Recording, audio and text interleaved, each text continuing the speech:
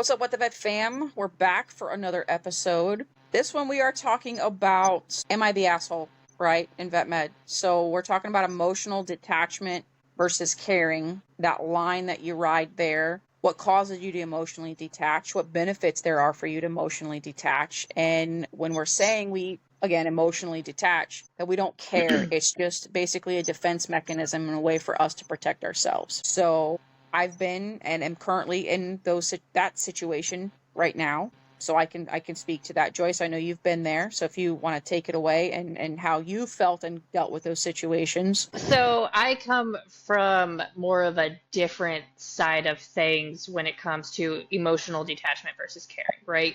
I was raised a certain way. Farmer's daughter, everything dies, everything has a purpose, right? So you were taught that from early on. My dad took it another step, and this kind of will tie into some things that people wondered about me. You know, he raised me that if it involved somebody else, so let's say my friend's horse had to be euthanized recently, and I'm still in the thought process that I don't have the right to cry because it wasn't mine. You know what I mean? Like I had that emotional attachment to that horse. I've known that horse for several years now, knew him very well, helped take care of him. Obviously, that person is near and dear to my heart. I still feel like I didn't have the right to cry and to grieve because it's not my loss. That's Right. how I was raised. You know what I mean? And so, and I've honestly had this conversation where, because again, therapy people, 10 out of 10 recommend it. I feel like I had to turn a section off in my brain as a child to be able to live up to those standards, right? That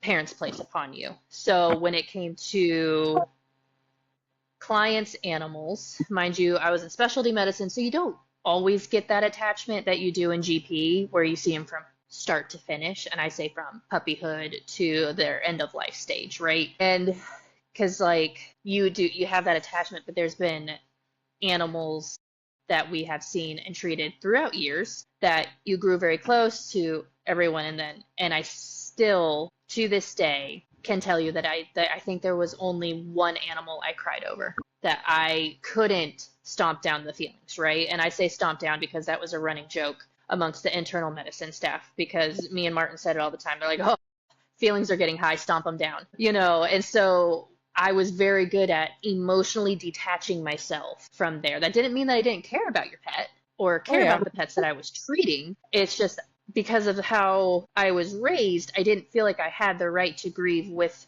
the client, and it came up, and I even heard one of the barn members say, and it was to somebody else, and they're like, "You're okay to cry over this," and it hit such a chord, because again, that's what my therapist said, that it is actually okay and it is a form of showing that you care and that you are sharing the grief of a loss. And I wish I did therapy sooner, is the moral of the story, because I'm so good at emotionally detaching but still caring. So it's like a very fine line.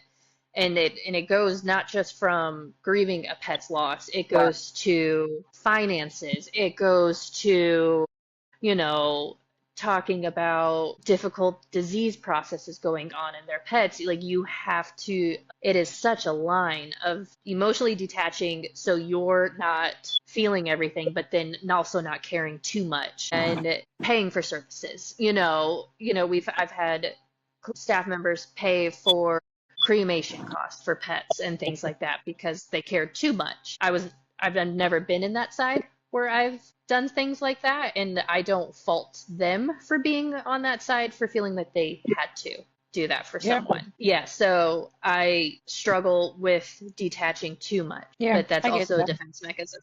Yeah, and that's I used to be one of those very emotionally attached to, clients and patients and things like that. And when I, started in GP, and then when I moved over into shelter med, the emotional attachment to the patients almost killed me. Like the compassion fatigue was real because I was emotionally attached to every little set of paws that came through the door. They were my responsibility. They were in my care. And it got to a point, again, thank you therapy, right there with you, that it's not that I didn't care. It's I had to have that calloused emotional detachment to make the appropriate decisions in the best interest of that animal. right? I had to be able to have a non-biased opinion when I, did investigations and workups and things like that, and not to let that stuff to destroy me, to be able to be strong enough to work through those situations for those animals. I still cared, but I didn't carry the emotions with me. On a couple cases Yeah. I did, and one I still have them,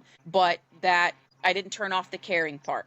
I still cared, but that emotional detachment gave me the ability to work through things, I guess, unbiased, and to protect my mental health, more or less, as it was a defense mechanism, and I still see that to this day, to where sometimes I'm like, care, but like, how much? Yeah. You know what I mean? Like, it's not emotionally destroying me, but like, I care. I'll do what I need to do to get the animal taken care of, but it's not like, I don't know, it's I feel different, if I can explain it that way. It's not like I don't care and Yeah. I wouldn't do anything for my patients. It's just the emotion, even towards life. And I do credit this to veterinary medicine, thank you. But even towards life and certain people in my life, there's an emotional detachment there that quite frankly scares the shit out of me, and I know it's because of the defense mechanisms I've had to develop to get through work every day, and it's filtered into Yeah. life. Yeah. Yeah. It's and I feel like if we sorry. There's German Shepherd running around and I was like, he's crashing I into thought you were getting things. ready to cry. I was gonna be like, Joyce, it's okay. It's okay. Okay, if I cry on podcast for even like 5 people to watch, shit's going down in my mental health, and we need to schedule therapy for tomorrow. Just putting that one out there. And I lost my train of thought now because I'm like crying because I also have issues with crying. If anybody else wants to know into my psyche, did I ever tell you? Okay, you guys are just gonna. I mean, we're already talking about my childhood now. Like one of my first distinct memories of crying over something that hurt, like I was a blister. That when you get those blisters on the side of your heel from like your shoe rubbed and it like Oh it's my how god, that painful it is and then it touches water for the first time. So yeah. like that had happened and I didn't realize that because I was this big and I remember getting berated and the door being banged on and I'm getting screamed at by my dad saying to stop crying, that he didn't raise a weak daughter. That's how I was raised, ladies and gentlemen. Um, No. like in for a penny, in for a pound on this episode. So like that's just how I was raised. Like talking about emotions, showing emotions, and caring for other people's emotions weren't allowed. It was literally they're there. And animals was the outlet for me, right? Where I could be emotional, have that compassion, even Yeah. though I knew raising this beef cow from a baby, I was going to eat it in a year, I would still show it love and compassion, right? Do right by the animal, and this is just, a kid.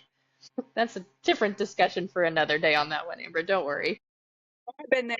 I was raised in cattle country. I get it. Yeah. And so but that carried over into vet med. And, again, one of the questions that was posed to me in therapy was, if raised differently, how do you think you would handle these situations? And I don't have that. I like the fact that, Amber, you would come to me with your personal pet. And we've talked about this on a previous episode, and you knew that I had it because, again, I can emotionally detach from that, right? I'm going to be able to I was able to look at Ducati and be like, all right, we're going to work on X, Y, and Z, and she's going to get the best care possible. And I can be professional, right? Like I can be this professional person that you need to step in and take care of your pet and not let emotions dictate my actions. Right. I appreciate that side of emotional detachment, right? Like, and I'm able to do X, Y, and Z under pressure, do it very well, and keep that pet alive. And also be able to communicate to the owner that we are doing X, Y, and Z, and to bring down your emotions so you can get the most informed information, take it, and make the best decision that you can for where you're at in your place. So on that flip side of the coin, I appreciate emotional detachment. But that doesn't mean that, guys, like I can just take that all away, right? Like I would go home and then all of those emotions would come over. And because, I was who I was, I didn't know how to deal with it well. But like at the time I could emotionally detach. It doesn't mean that those emotions weren't there. They were just being stuffed down. Exactly. Yeah. Yeah. It's like Yeah. it's like a dam. You know what I mean? Like Hmm. it builds and builds and builds, and when you get home, or when you're on your ride home, it Yeah. just like you My God, yeah. you emotionally detach, but when you get in the car and you're by yourself and it's just overwhelming flood of emotions, or you get to the point to where I'm at right now, to where I don't get those emotions. I drive home with my rock music.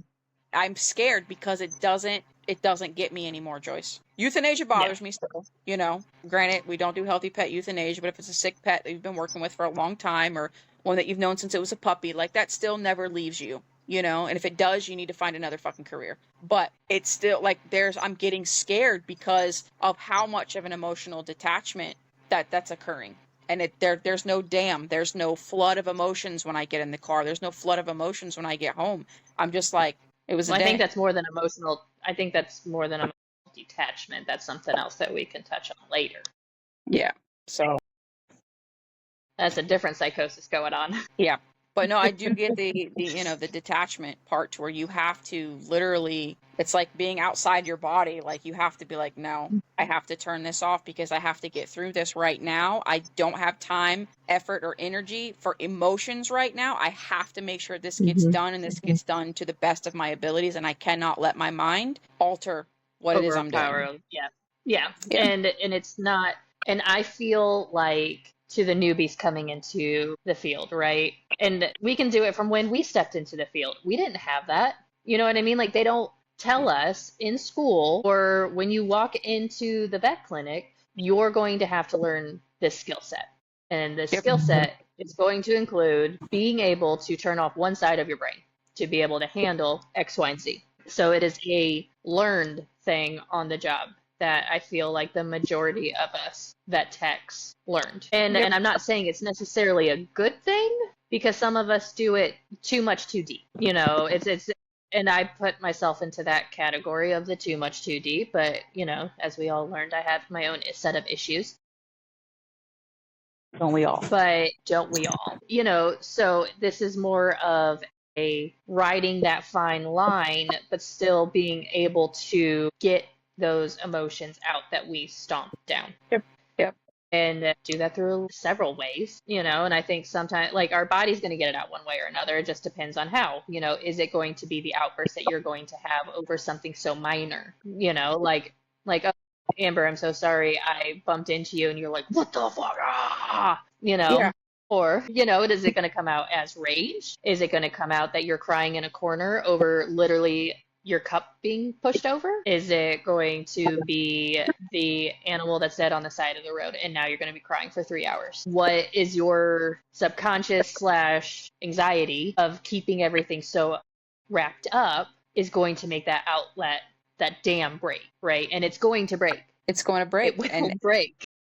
you want to talk It about will break. crying over a spilled cup of coffee in the corner and things like that at work, but chances are that dam is going to break when you get home. Yeah, when you get home to your family. And those secondary stressors and things like that your family has to put up with all the time when you come home, they're going to be like a mental punching bag for you, a welcome mat, whatever. You're going to go home, and the slightest little thing is going to set you the F off, and you're going to lose your shit on people that don't deserve it. Been there. Or your animals. And I'm going to say, or your animals. Yeah.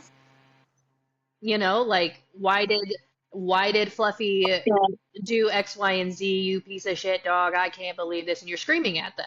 Well, why are you screaming at them over something that they did every other day and it was fine? So why today? Yeah. Because your dam broke and you're taking it out on something that is in your life, and you are the most evil to the ones you love, right? Because they're the ones that can take it. Closest get the mostest. Closest get the mostest. That's right. But, and two, like, we are not veterinary professionals, right? We are, a lot of us are very empathetic people. We're caretakers. We're caregivers. We don't know how to give that care to ourselves. We don't know how to find, a lot of us, me included, find those out. Joyce, I'm calling you out. Find those outlets that relieve that stress before you bring it home, before you bring it back to work the next day. A lot of us don't go to the gym. We don't have our horse hobbies. We don't play our sports. We don't play our video games. We don't have that detachment. We just come home in an angry mood, pissed off mood, fight with our significant others, our families, or whatever, take our ass to bed, and do it all again the next day. We don't have healthy coping mechanisms or healthy outlets to get rid of those things, to lower the level of this before the dam breaks. And that's something that I would like to encourage a lot of you to do, is to seek that help, that therapy, those outlets. Who you are outside of veterinary medicine, nourish that. And it's going to sound so corny, and this is coming from someone who is not touchy-feely, right? I don't like people touching me. I don't like hugs. I just, no touchy, right? Like force field. But find the people that are your people and have them hug you.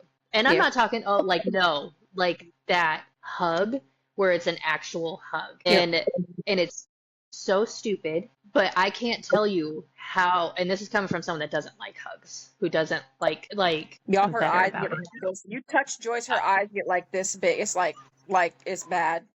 Her body tenses And up. it's true, but like I can go up to certain people and just and I could and again, this is 4 years worth of therapy, people. And again, huge mental health advocacy on this side, because I had to find people that, one, I'm comfortable with, two, that know the whole gambit of who I am as a person as I keep continuing to figure it out. And all I can do now is go up to them and be like, I need a hug, because I can feel myself up regulating over stupid shit, and I'm like, shit, and they will just grip me. Like, you know Yeah. what I mean? Like, they actually, like, they give that bear hug, and then it's literally, you just go, ugh, Yeah. and you can go on throughout the day, and that's it. You don't have to talk about it.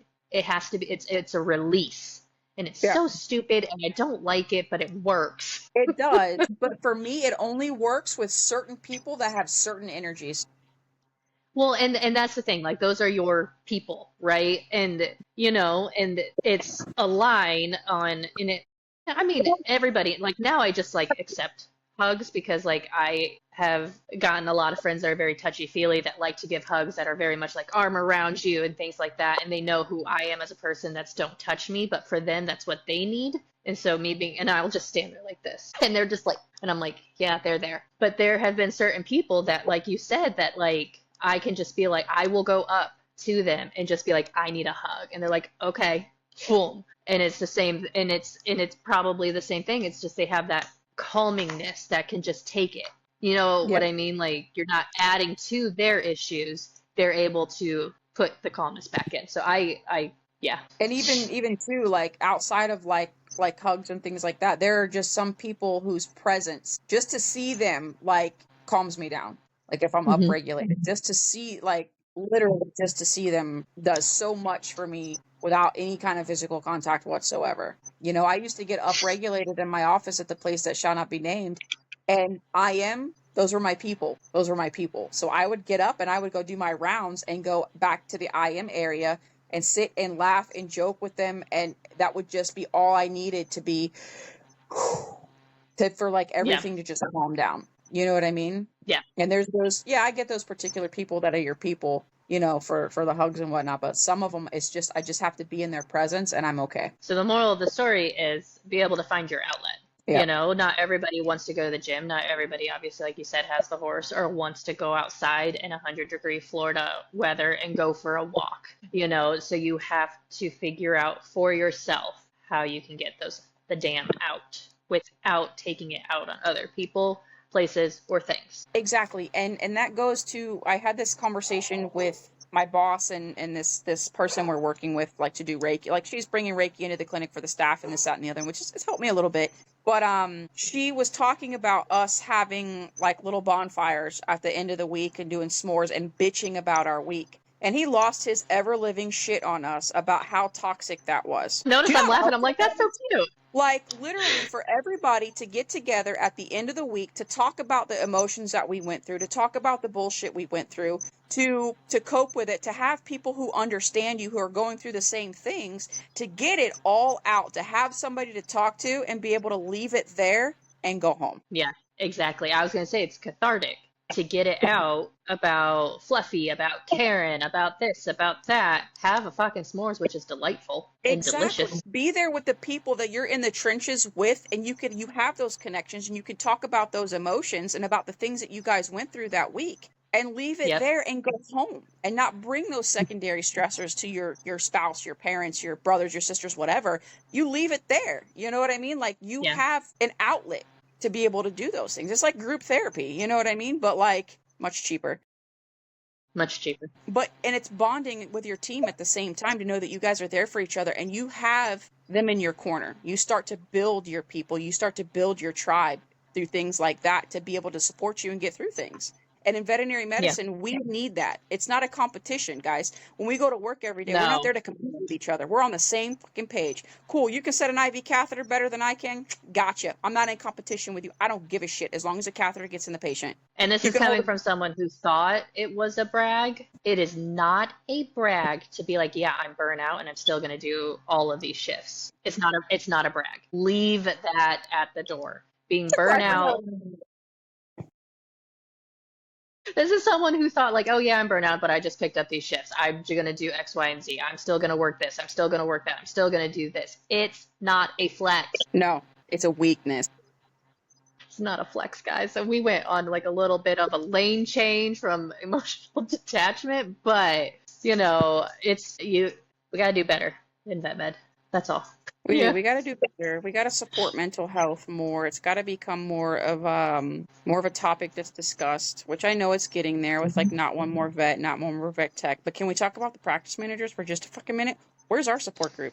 Anyway, I digress. But no, it needs to become more of a thing. And for those of you practice owners or veterinarians, shelter directors who think compassion fatigue and burnout isn't a thing, that it's not real, you really need to evaluate the people that work for you, and the things. Exactly. You need Jesus. My old shelter director told us compassion fatigue is not real. It's because you sit on your ass every day and play solitaire on your computer. Pretty much. So she didn't understand the emotional detachment, and she didn't understand the things that we had to do to cope, with what we were doing and being in the euthanasia room for 12 hours a day. Like you have to emotionally detach during those things, and you become a hardened person, and you have a sick, dark, morbid personality. You say the most dumb shit, but it's because you're detached, and when you get home, it all floods, Yeah.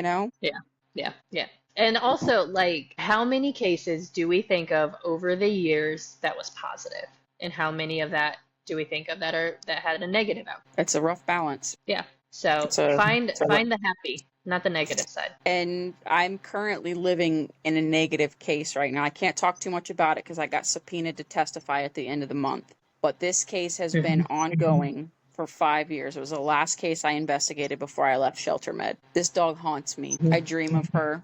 I dream of her in the state that she was in when we found her. I dream of her, the vehicle that she was in that I had to process, and it's been 5 years. I don't think of any of my healthy cases, my good cases, as much as I think about her. Yeah. And as much as work as I've done on her, as much as I've read the case study and, did trial prep and things like that, we still don't know her name, and it haunts me. So I think we take more bad home with us than we do the good. Yep. Yeah. So on that fun note, guys, listen, we'll try to do a more uplifting one next. We'll do an uplifting one next time because VMX is coming this week. So I'll be at VMX from Friday, I think, to Tuesday, depending on how things go with work. But so we'll give you some updates for that. And then I have an FVMA meeting with my boss on Friday that I am a little scared of because she's stirring a pot. Yeah, Brooke, I'm talking about you. I don't know what you're getting me into. So I might have some more tea for you guys, but I'm going to run it by Joyce first to make sure it's appropriate. I mean, sure, it's fine. Well, I mean, we want to talk about shit that nobody else wants to talk about, so we might as well. Yeah. All right, guys. Until next week, if you guys want, like, comment, share, do the things, because, helps us out. Yeah. But the big thing is like just sharing and help getting this out there. We really appreciate that. Yep. And if anybody's going to VMX, say hi. Yeah. Say hi. I throw something out. I don't give a shit. She dodges really quick. Don't worry. Yeah. Yep. Anyway, have a great rest of your week, guys. Bye.